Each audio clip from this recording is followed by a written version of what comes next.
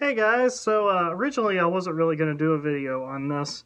I just wanted to hear some studio recordings first, but some people have been asking me pretty repeatedly about a few of the songs that they actually played live from the Now Now. And thought maybe I should actually talk about those because I've been really kind of debating on myself actually listening to these live recordings and, the humility that we got and the Lake Zurich that we got, just thinking about all of these tracks together in a way and what they must sound like in the studio recordings. There's something really perplexing about this album to me, as in how different it is from Humans. It's almost like this album almost is sounding to me like The Magic Whip by Blur a little bit.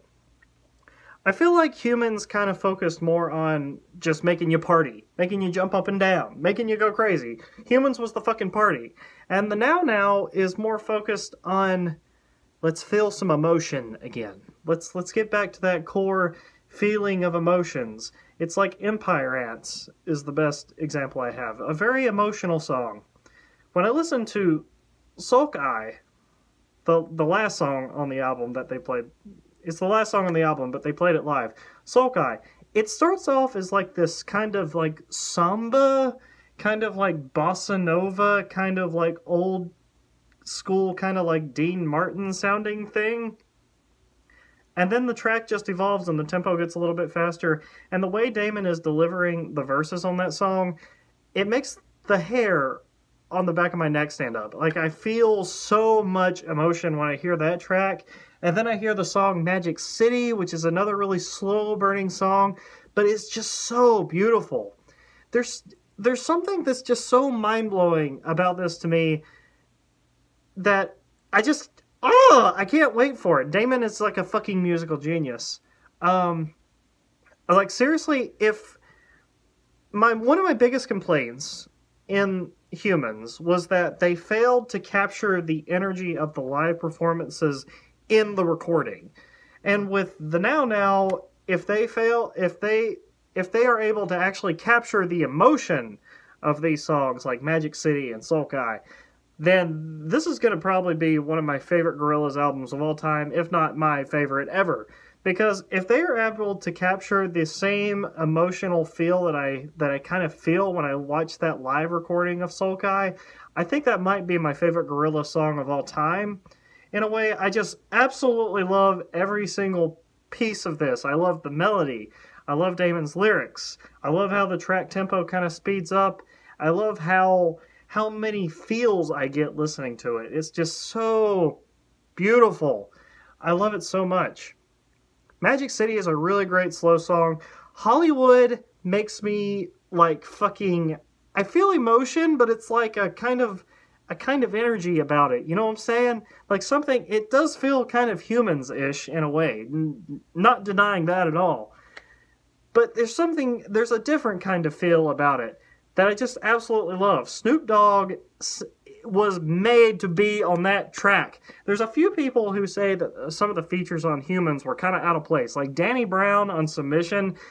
Some people say, my wife still cannot stand that song because of Danny Brown's verse. I mean, like, you listen to Kelela sing that song, and it sounds like something that Little Dragon should be doing, and not have a Danny Brown feature on that song. But it seems like the guest artists that they have on that song, Jamie Principle and Snoop Dogg, fit perfectly on Hollywood. They were utilized perfectly. And Hollywood is one of my favorite Gorillaz songs of all time, too. I don't know, man. There's something really special about this album that I can't really put my finger on. And if the studio recordings sound anything like these live recordings, then we are in for one hell of a trip that I cannot wait to take over and over and over and over and over and over and over again. Sorcerers, I really, really like that song too. It's probably my least favorite out of all the ones that we've heard, but I still love it. So that kind of shows you how much I'm really, really into this. The song Trans, oh my god, that one right there makes the fucking hair on the back of my neck stand up. Do you dance like me forever? I cannot wait to hear some 2D like shouting almost. Damon's never really done that with Gorillaz before. And the song Trans has this really cool, powerful, driving, energetic beat behind it. And Damon is like just expressing the words in a way that he didn't really do that much on Humans, because he was hardly on Humans. So, I don't know. It's just, I don't know how to explain it in words. We're going to listen to a little bit of Soul Guy. Listen to that. Boom, boom. It sounds like lounge music. Bossa Nova lounge.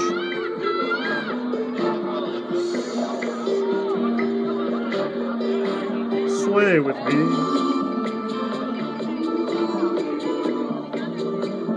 If they can capture any of this in the studio recording, I will blow my brains out of happiness.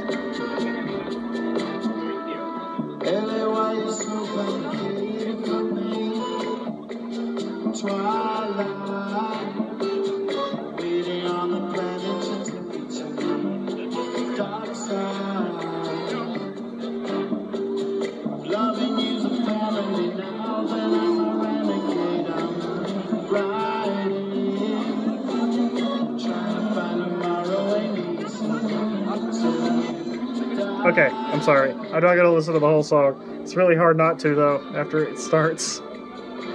Oh my god. When the tempo speeds up in there, oh my god, I about start crying. I'm not gonna lie, I about start crying. This has to be one of my favorite Gorillaz songs of all time. If the studio version is anything like this, it's gonna be my favorite Gorillaz song ever! Look at... Listen to that! It's so awesome!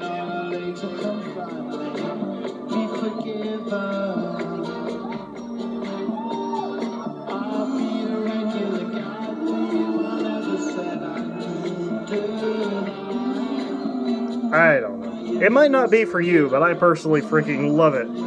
What's really interesting is I was listening to his Radio X interview that Damon did, and James Ford, the producer of the album, he actually came on and actually made Damon make things make sense, which I thought was really interesting. So we might get some really, really thought-provoking lyrics on this thing.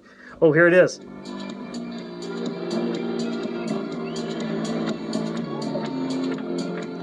That transition is so sweet.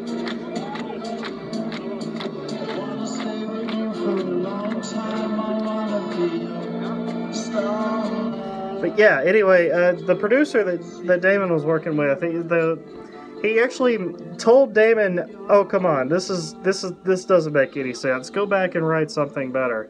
Because Damon has never really completed lyrics for Gorillaz before, and this time he actually had to, with the producer he worked with. So, I mean, I'm just really, really looking forward to that, and seeing what this producer can actually bring to the album. If he in any way can capture the emotion of these tracks, I want to see them work with him again. I know he's the producer who he worked on the latest Arctic Monkeys album.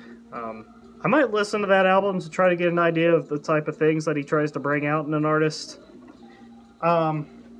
I don't know that much about Arctic Monkeys, though, so I don't really have much to compare, but I don't know. This video is going on way too long. I'm just so excited about this track in particular, Sulk Eye, the last song on the album.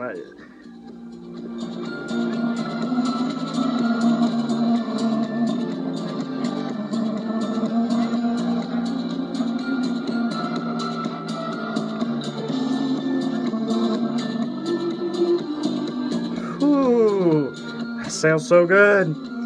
Alright guys, I'll see you later. So excited for this album. These live cuts, man, they are just blowing my fucking mind. It's gonna be so good.